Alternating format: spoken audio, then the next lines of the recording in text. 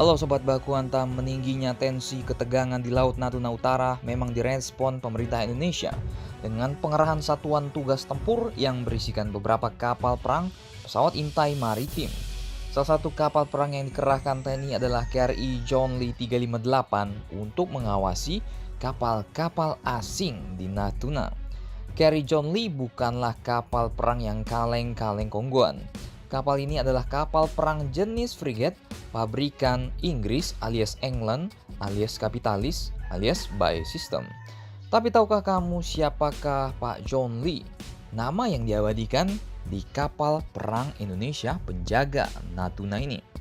Memang banyak orang yang tidak tahu kalau ada pahlawan Indonesia dari etnis Tionghoa karena di buku pelajaran pun tidak disebut. Mari kita bahas sedikit sejarah kisah tentang Pak John Lee.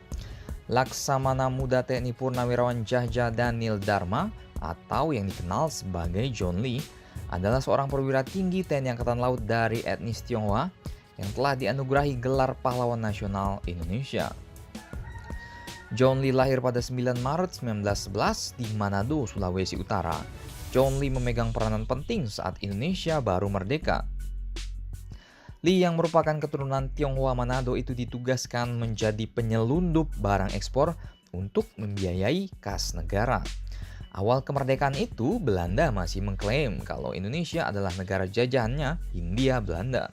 Maka tidak boleh ada kegiatan perdagangan ekspor-impor atas nama Indonesia. Semua harus izin dari company. Hanya ada John Lee dan pasukan beraninya yang tergabung dalam angkatan laut yang berani menyelundupkan barang ekspor seperti hasil bumi ke Singapura. Saking beraninya Lee, dia bahkan sampai dijuluki pistol di tangan kanan, Alkitab di tangan kiri, karena Lee ini adalah seorang religius dan istrinya adalah seorang pendeta. John Lee dalam tugasnya mengamankan pelayaran kapal yang mengangkut hasil bumi menuju Singapura yang dibarter dengan senjata-senjata yang nantinya akan diserahkan kepada pejabat RI di Sumatera sebagai sarana perjuangan melawan Belanda dengan melakukan operasi menembus blokade Belanda. Beliau menggunakan kapal cepat X, kapal Angkatan Laut Inggris yang dinamakan dengan The Outlaw, yang diawaki oleh 15 ABK. Beberapa media menjuluki beliau sebagai The Great Smuggler with the Bible. Atas jasa beliau kemudian dianugerahi tanda jasa pahlawan oleh Presiden Soekarno waktu itu.